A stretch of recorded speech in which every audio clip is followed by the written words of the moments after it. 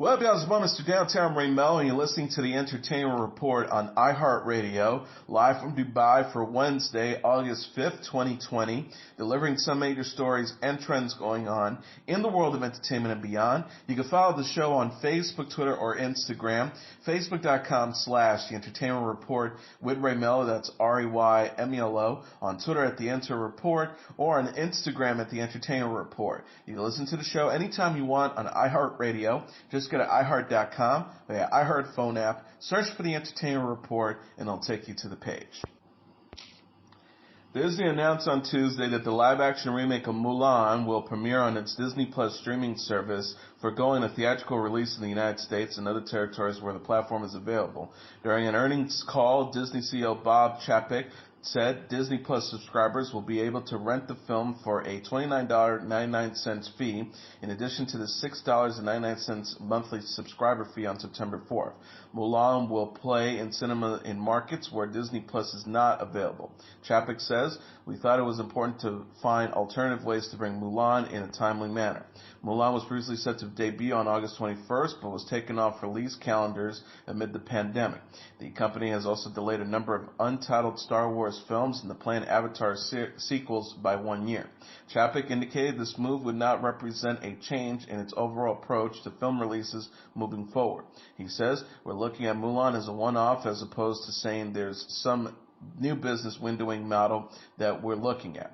The move Tuesday comes after Warner Brothers announced last week that Christopher Nolan's Tenet will debut in theaters in 70 countries outside the United States, including Australia, Canada, France, Germany, Italy, Japan, Korea, Russia, Spain, and Britain on August 26, after a series of delays.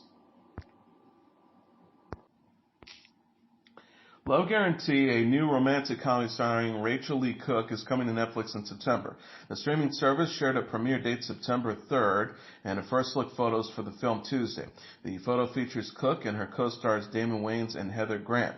One of the pictures shows Cooks and Wayans in a courtroom, while another shows Graham posing on the steps of a building. Love Guarantee follows Susan, played by Cook, a hard-working lawyer that takes on a high-paying, high-profile case from Nick, played by Wayans, a charming new client, in order to save her small law firm. The pair soon find themselves in the middle of a media storm and begin to develop feelings for each other. The film is written by Falling in Love's Elizabeth Hackett and Hilary Ganoy, who based the script on source materials from Cook. Mark Steven Johnson directed the movie, with Cook, Dan Spilio, Margaret Huddleston, and Stephanie Slack as producers. Cook said in an interview with Bustle that she was excited when Hackett and Gallinoy took on the project. She said, "Their very first draft was laugh out loud, funny, and so moving. I remember feeling like this character was absolutely a gift for me at this stage in my life." Cook is known for starring in She's All That and Josie and the Pussycats. She has since voiced characters on Robot Chicken and appeared on the TV series Psych, Perception, and Criminal Minds. Coyote Ugly star Tyra Banks still hopes to make a sequel to the 2000 film. The 46-year-old model, actress, and television personality gave an update on the potential sequel in an interview with Variety celebrating Coyote Ugly's 20th anniversary. Banks, who played Zoe in the film, says she's been pushing for years for a sequel to be made. She said, "I've had the passion to do a sequel to Coyote Ugly for some time now. I even reached out to producer Jerry Bruckheimer and the team and the original writer, and they had some jam sessions of what it could possibly be." Coyote Ugly was written by Todd Graff and Gina Wenkos and directed by David McNally. The film's soundtrack included 4 songs written by Diane Warren and performed by LeAnn Rimes. Banks says, "I feel like we need to do some type of rallying cry to social media, kind of like a petition to get people to sign to make a sequel. I actually really want to produce it. We have been really wanting to do that and even had a form of a treatment with the original writer. And even Warren, who did the original music with Rhymes, is super passionate about this." Piper Perabo, who played Violet Stanford in Coyote Ugly, also discussed the possibility of a sequel in the interview. She said she would want the movie to reflect the evolution of feminism since 2000. Banks responded in a tweet Monday to a Vogue feature on the fashions of Coyote Ugly. Banks recalled how she injured herself on the film's set. She wrote, "You never know, I tore my knee while shooting Coyote Ugly, but the fashions were on point." Coyote Ugly centers on a group of women working at the Coyote Ugly bar. The film co-starred Adam Garcia, Maria Bello, Melanie Linsky, Bridget Moynihan, and John Goodman.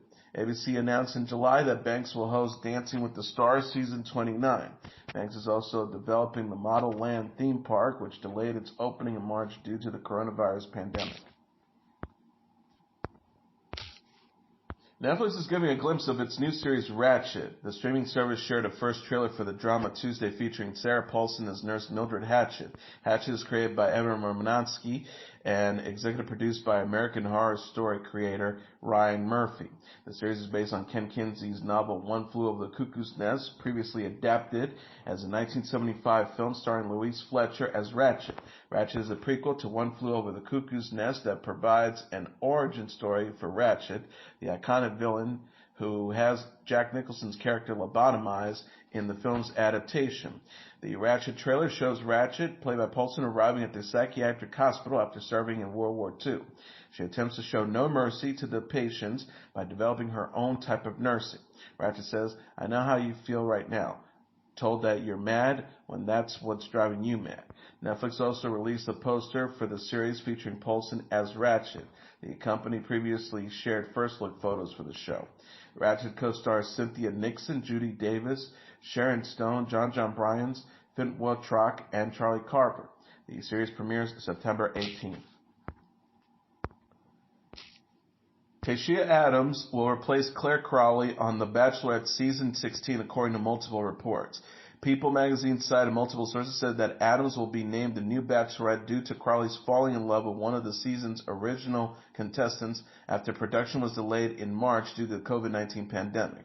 Entertainment Tonight reported that Season 16 will still feature Crawley as she finds love before Adams is introduced as a new Bachelorette. Crowley was spotted returning to social media on Sunday and liked a tweet about Adams becoming the Bachelorette. Crowley's account then later unliked the tweet on Monday. Contestants normally have their phones taken away during production, which was recently resumed. Adams appeared on The Bachelor Season 23 featuring Colton Underwood, and then later in Bachelor in Paradise Season 6. Crowley previously appeared on The Bachelor Season 18 featuring Juan Pablo, Bachelor in Paradise Season 1 and 2, and Bachelor Winter Games. Starz has announced that the sequel series Power Book 2 Ghost will make its series premiere September 5th at 9 p.m. Eastern Standard Time. The network also released a new poster for the show featuring stars Michael Rainey Jr., Naturi Naughton, and Mary J. Blige along a new trailer.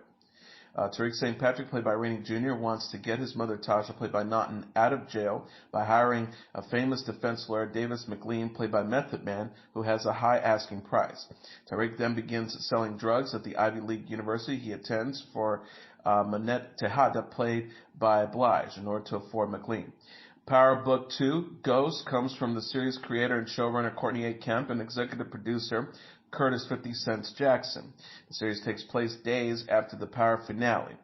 Gianni Paolo, Shane Johnson, Quincy Tyler Bernstein, David Bellamy, Paige Hurd, Melanie LeBird, Justin Marcel McManus, Woody McLean, Lavelle Adams Gray, and Latoya Tenorio also star. As synopsis reads, the Power universe keeps getting bigger and better, and Power Book 2 Ghost is getting ready to raise the bar again. We can't wait for the fans to see what's in store for all the characters they know and those that they're about to meet. I've told you before, Power never ends. We're just getting started. Epix has announced that its 6-part docuseries Enslaved will cover the transatlantic slave trade and feature Samuel L. Jackson, and will premiere on September 14th at 10 p.m. Eastern Standard Time. Enslaved will cover 400 years of human trafficking. Each episode will follow 3 separate storylines, including a personal journey taken by Jackson, the search for a sunken slave ship, and an investigation led by journalists Shamisha Jacob Volchi and Alpha Hirsch. Jackson, based on his DNA test that identifies his ancestral tribe, travels to Gabon, Africa, to meet with the Benji tribe. The series will showcase the ceremonies and local costumes of the tribe. Divine with a Purpose and the National Association of Black Scuba Divers will be leading the search for 6 sunken slave ships that sank with enslaved humans abroad. Jacob Vici also served as a series creator on Enslaved, while Jackson also serves as an executive producer. BTS, Doja Cat, and Balvin will perform at the MTV Video Music Awards this month. On Tuesday, MTV announced the first group of performers for the 2020 MTV VMAs. BTS, a K-pop group nominated for Best Pop, Best K-pop, and Best Choreography, will perform its forthcoming single Dynamite for the first time during the awards show. Doja Cat, who's up for Push Artist of the Year, Song of the Year, and Best Direction, and Balvin, who's nominated for Best Collaboration and thrice for Best Latin, will also perform. The MTV VMAs will take place August 30th at the Barclays Center in New York. New York Governor Andrew Cuomo previously said the awards show will follow all safety guidelines and including limit or no audience due to the coronavirus pandemic. Barclays Center and Viacom CBS in June said that they are, quote, unequivocally committed to ensure that the show does not compromise the health and safety of anyone involved in the event. Ariana Grande and Lady Gaga lead the list of nominees with 9 nominations each, followed by Billie Eilish and The Weeknd. Other 2020 awards shows have been canceled or postponed due to the health crisis. The Latin Grammy Awards are still scheduled to take place in November. The annual Christmas spectacular starring the Radio City Rockettes have been canceled for 2020 in New York due to the coronavirus pandemic. Madison Square Garden Entertainment says the annual holiday performance has been canceled due to the continued uncertainty associated with the COVID-19 pandemic. They said, we are disappointed for everyone involved with the show, as well as for the many fans who make the Christmas Spectacular a cherished part of their holiday tradition.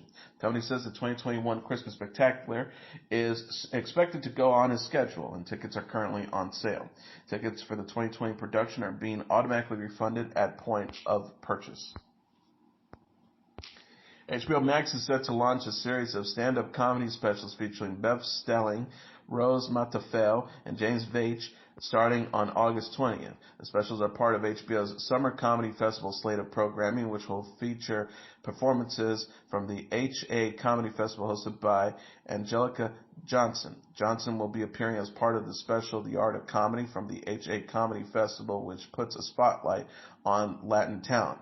Gina Brilliant, David de Rosario, Carmen Lynch, Monique Marvez, Peter Salinas, Jose Trejo, Mark Vieira will be appearing on The Art of Comedy with special appearances by Eugenio Debriz, Eva Longoria, and Danny Trujillo. Stelling will be performing her stand-up Girl Daddy, while Veitch will be performing straight to VHS, and Matafel will be performing Horn Dog.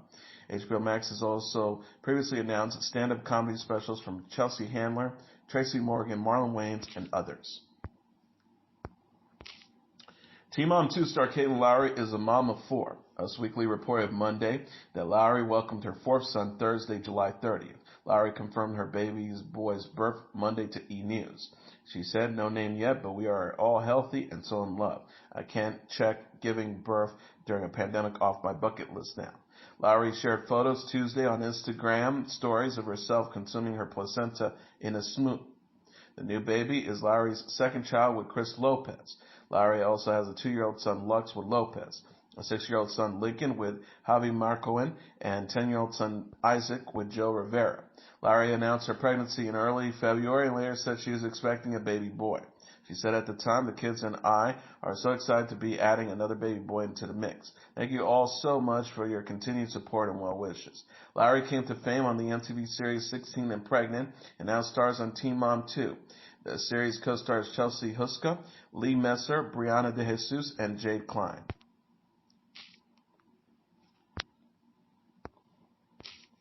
Sean Penn is a married man.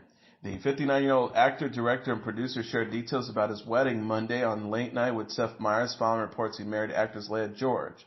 Penn confirmed reports by showing off his wedding ring. He said he married at home Thursday due to the coronavirus pandemic. Penn says, we did a COVID wedding. By that I meant it was a county commissioner on Zoom, and we were at the house with my 2 children and her brother, and we did it that way. Penn agreed with host Seth Meyers that there were benefits to having a small wedding due to the health crisis. He says, let's say there are socially liberating factors under COVID. Philanthropist Irina Medvoy, the wife of Black Swan producer Mike Medvoy, had congratulated Penn and George in a since-deleted Instagram post Friday. Penn was previously married to Madonna from 1985 to 1989 and to actress Robin Wright from 1996 to 2010. He has 2 children, daughter Dylan, 29, and son Hopper, 26, with Wright. Penn and George the daughter of actor Vincent D'Onofrio, made their red carpet debut as a couple in October 2016.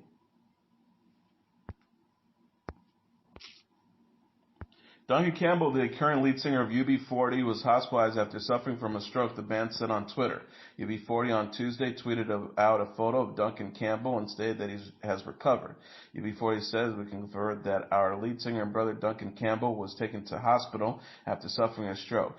While we can report that he is already up and about, we ask fans to respect Duncan and the family's privacy." Duncan Campbell became the lead singer of UB40 after his brother Ali Campbell left the band in 2008. Ali Campbell has gone on to tour as part of a separate group, UB40, featuring Ali, Astro, and Mickey. UB40 formed in 1978 and are best known for the songs Red Red Wine and Can't Help Falling in Love and other songs. And finally, Neil Young filed a copyright infringement lawsuit against President Donald Trump's re-election campaign, alleging the musician's songs were used at rallies without Young's permission. The complaint filed by U.S. District Court, Southern District of New York, alleges Donald J. Trump for President Inc. used Young's songs Rockin' in the Free World and Devil's Sidewalk at numerous campaign events, most recently at the June 20th rally in Tulsa, Oklahoma.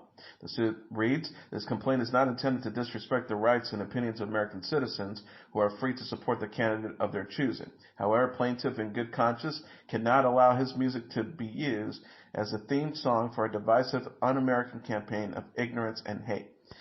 Young's attorney Robert Besser wrote the singer-songwriter is seeking to have Trump barred from using the songs at future events.